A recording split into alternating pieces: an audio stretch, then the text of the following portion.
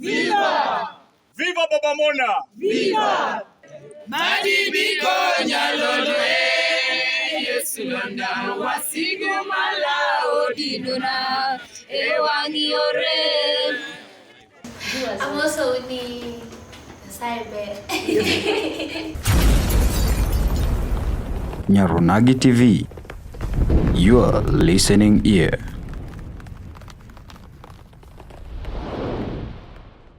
Machiegni rugi kwara mugejuan e chenro mar gomba ka gi jaber Nyarunagi mabendi kelo ni kod an jaber Nyarunagi e wang' jowi mar Nyarunagi TV. Kotenore kod Thomas Enindo Baba Mona, wayudo thuolo mar loso kod achiel kuom joherane mabende nitiere Umoja Estate. Der mar mondo onyiso nyingi kaka ning'eyo Baba Mona to ne iwinjo nade? Aniluonga ni Jeff. Kata kiero ni Oyas. Midendo gi JJ Deliveries Umoja kae. Supply gimoro amora, lakini Baba Mona kaka ng'e en ng'ama waromo e TikTok. Wasabedo kwa romo katimo deliveries maga Umoja kae.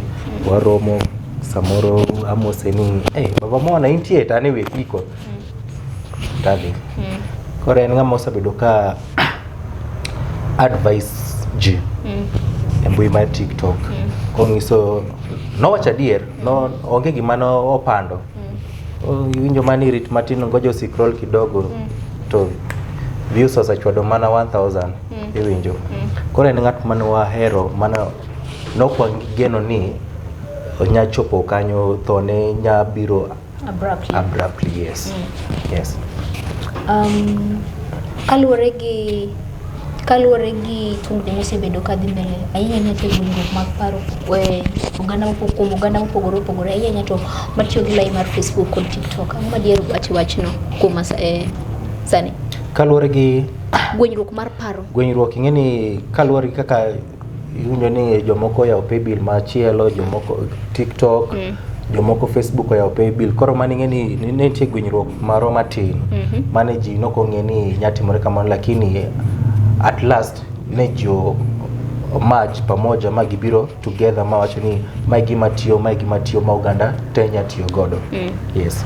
Enote mane madier oro ni anyuola ne e sama koro gin gi kuyo malit e dhod chunygi kotieko? What you can say is just rest in peace Baba Mona and the three family members. Oken gima yot ne wuon Baba Mona kata oken gima yot ne family ne. Jo TikTok osatemo ahinya kata jo egesa 3 days ago notemo ahinya kendo gima watemo preach ne mana peace and rest in peace nikech gima wakadhe an gi ng'at moro amora pod wabro kadhe mai lakini kaka ne Baba Mona wang'e en notimo content ma clean iwinjo machane content ma kiao TikTok matin tinyo en kama inya kata nyio Safaricom te mondo mi yud gine yud content no bede live no mondo winji unaero Baba Mona but rest in peace Baba Mona, tulikupenda sana lakini Mungu alikupenda sana tushinda. Nyarunagi TV, your listening ear. Ninga Becky Akinyi, anyar Gwasi, Homa Bay County. Yes. Mano nyar Turwa. Koro Becky Akinyi, Baba Mona. Baba Mona ning'e nade? Baba Mona nang'eyo TikTok and was a fan and he was a fan.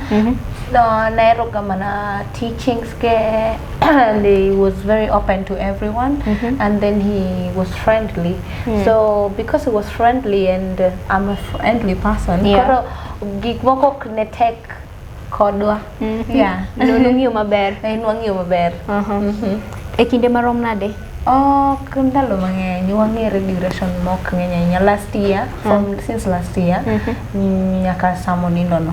E sama koro no ninde? Yeah. Nikawa nade, like how did you receive the news? What were you doing? No kang'e gimoro amora nikech naneno post no status mar friend na moro Pretty Vishi. Awacho ni is this kind of some joke or something? Maybe jogo bedo matuo.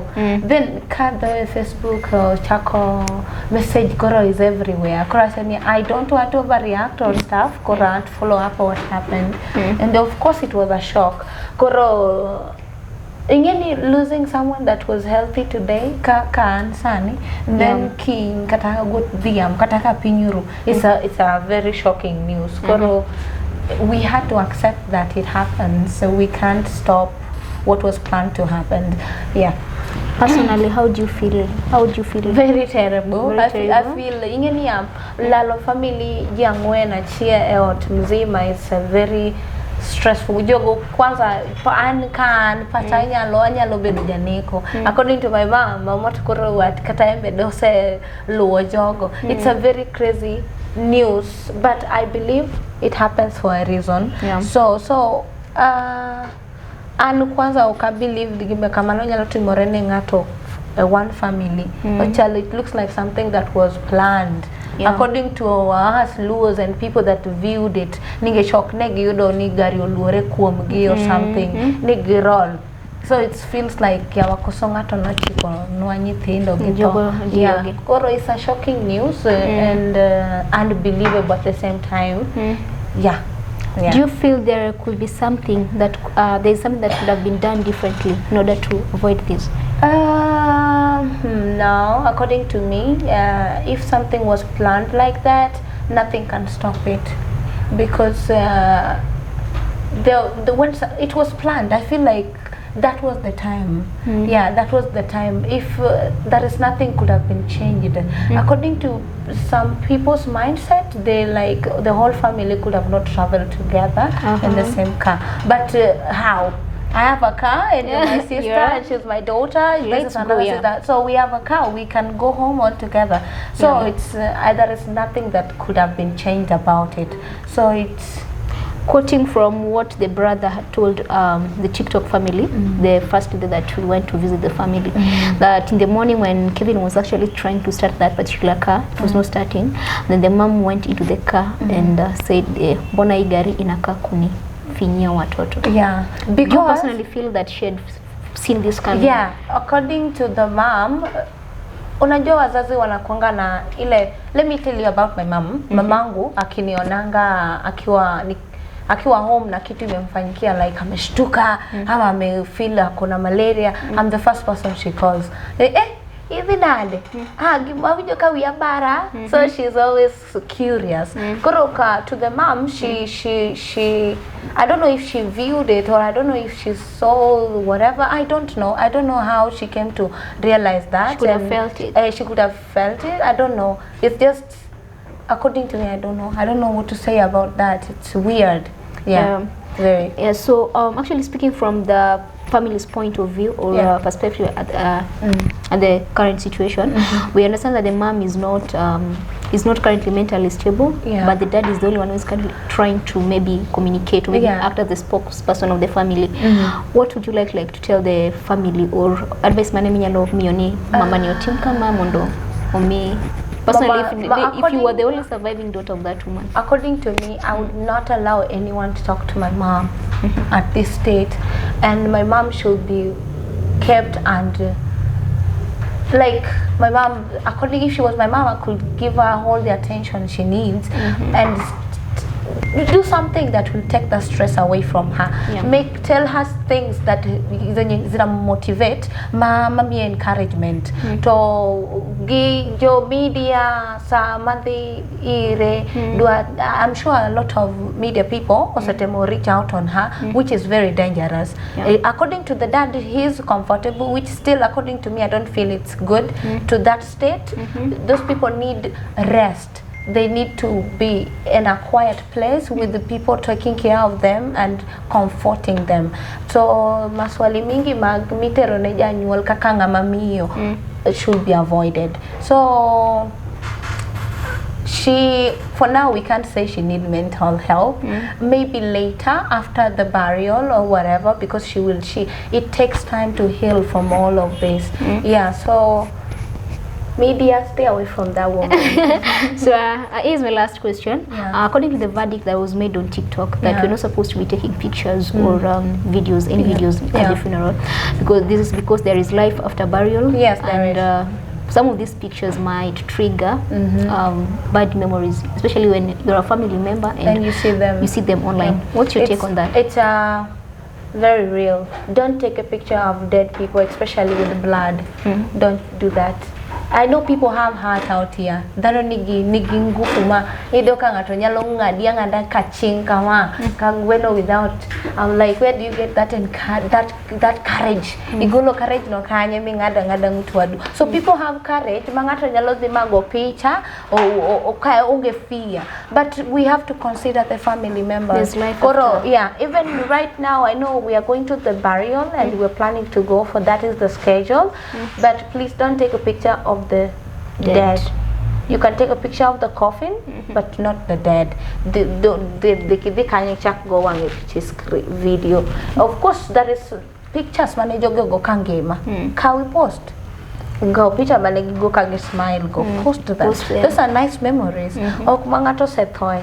We are all going to go there. If I die tomorrow, are you going to film me?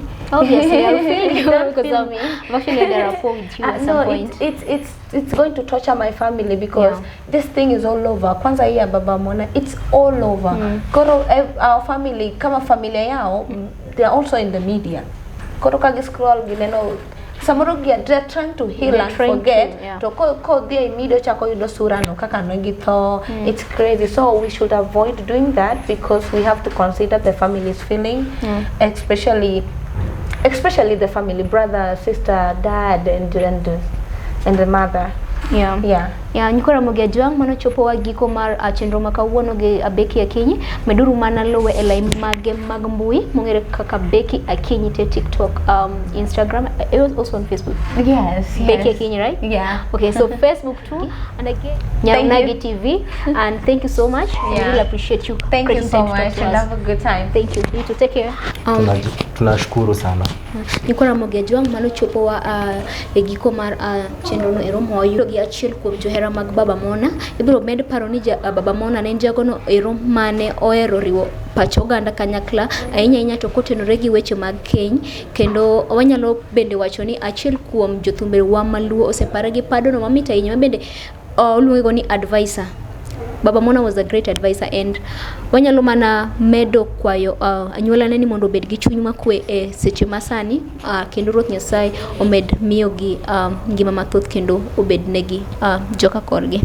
Mano chopo e giko chenro makawuono ni. Ruoth Nyasaye rit nau kendo med miyo nau ngima makare. Rest in peace, Baba Mona. Rest in peace. Nyaunagi TV, your listening ear.